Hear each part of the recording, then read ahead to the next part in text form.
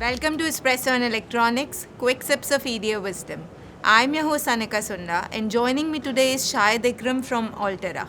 Shahed is a formal verification architect, and he brings over 3 decades of semiconductor experience. Welcome to the show, Shahed. Thank you very much. It's a pleasure having you back on the show. Same here. So today we're going to talk about a very interesting topic, which is ChipStack. So Shahed, you were the early adopters of ChipStack, right? Yeah. I want you to talk more about, is it hype or is it reality? How, what was the trigger when you actually thought, let me just go and try? I mean, I'm sure you must be evaluating a lot of other tools, right? No, certainly. For me, we were at that time, and still we were evaluating multiple tools. But really, I was one of the first adopter of ChipStack. And I tell you what caught me there is basically their mental model approach. So they take RTL and spec and everything and construct an understanding of the design, interfaces and what this is doing and all that.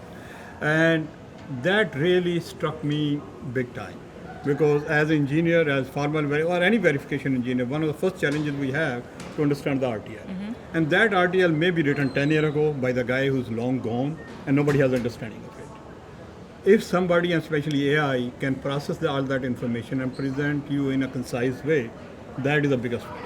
So if you ask me, for me, the trigger moment, that was their mental model approach. And they built the rest of the thing derived from there.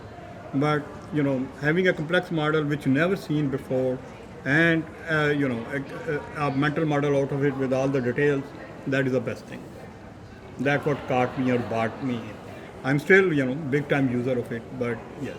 So how are your teams using ChipStack in day-to-day routine? I can tell you how I use it. Basically, in any time I get a new design, my day start with basically, or modification to a design. As I said, my day start with, I come and set up the chip stack, run on this RTL, and give me a mental model. Mm-hmm. I come back minutes later, with a coffee, and mental model is ready for me. I process it to understand it. And then basically I run it, let's say, depending upon the design size, I start with, if it is medium or small size, I will run it with a formal agent there. Create a formal test plan. I review the test plan, how complete it is. Create a formal test bench. Again, click of a button, and I will get a formal test bench. And if I am satisfied with that, I will run it through, and again go away for an hour or so, and come back and see the results. Everything passed, good. If it does not pass, now I am solving the real problem. That is debug. Is there a problem with RTL, or is there a problem with the session generated? It can be either of those scenarios. But what it has done, basically for me, if you look in the past, to reach that point, usually depending upon the design complexity, can be anywhere from 2 days to 1 week or 2 weeks or month for some people. And in a couple of hours, I am already with the mindset, I'm going to solve this problem today. I want to understand this design and verify it. I'm there. Mm-hmm. Solving the real problem, that is debug the design. Not, constructing the test bench, writing the test plan and all this. So that is the way my day start. Again, if design is, after that I will create a unit test bench using system Verilog, and there is an agent for that. I will run coverage to see the dead code and all that. So for a small level design, which can be fully verified for formal, I am done there. So what's the typical turnaround end to end? I mean, how much time does it take to do all of this? So in yesterday's paper, I showed actually all that data. Depending upon design size, I can be done in a day, fully done in a day, or in a week, or at most in 2 weeks. And now if you map it to the old times, that means from 2 weeks to 10 weeks. So really 1 to 10x, if you really, if you understand what you're doing, it is a 10x improvement, literally. So are these complex designs, or are they like fairly simple ones? So when we say 1 day, it is relatively simple design. But when we are saying 2 weeks using ChipStack or something like this, it is very complex design. Yeah. Okay. Which usually we give people 3 to 6 months to do. Oh wow. And really you can be done in 2 weeks again. of course, So you have that's to. a massive That is productivity massive. gain, Yeah, right? yeah. I mean, I tell you, historically, I used to take one or two design and verify them over months. Now I am like a super user there. I run 10 design in parallel, literally. I start one, by that time the evening, if it is complex, it is running deep, overnight regressions, I move to the next design. Let this thing run for 3-4 days and move to the next design and spend whole day there and so on. So in terms of productivity gain, personal gain, it is amazing. So I'm sure you attended Cadence Live, right? You saw that everybody was talking about the optimization AI, like the AI or the agents in tool, and then the super agent, right? So talk a little bit about in the simulation space, right? I mean, how do you feel that this entire mental model that you've been fascinated with can be leveraged for both the simulation space, the formal space, the debug space? I mean, Oh yes, I mean all over the place. I tell so for a relatively complex design, right? Formal cannot go very deep into it. So they have a UVM agent there as well, and anyone who worked in UVM can see any implementation of UVM mean literally managing 50 or 100 files. You need a predictor, you need all those transactions, test bench, test everything, and again using a UVM agent I was able to produce a UVM test bench for a medium-sized design in a couple of days, literally, which you can never unheard of, starting from scratch. Forget about anything else.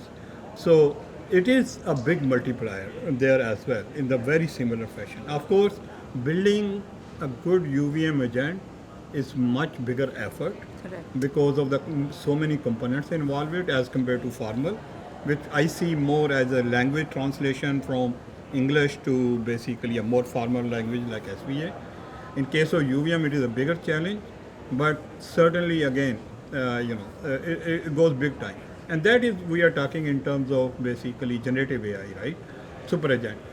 In terms of optimization, I am working on that thing for last 10-15 years because it is machine learning, basically, Correct. classical machine learning.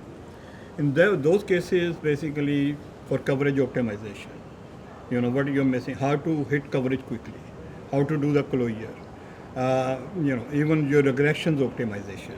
In all those places, ML is already there and optimizing that. I mean, so that is, classical machine learning is helping us there already. I think coverage is a holy grail problem, Yes, right? certainly. I mean, yeah, and I think Cadence in general, like the optimization AI that like we all attended about the Sim AI, which is helping them close their regression or the verification loop faster, Yep. catch more bugs. Yep. Because I think eventually coverage is the thing that gives you confidence, right? That you've exercised the entire part of the design, right? Exactly. So again, the paper I presented yesterday was about that. Yes, AI is producing even for farmer, right?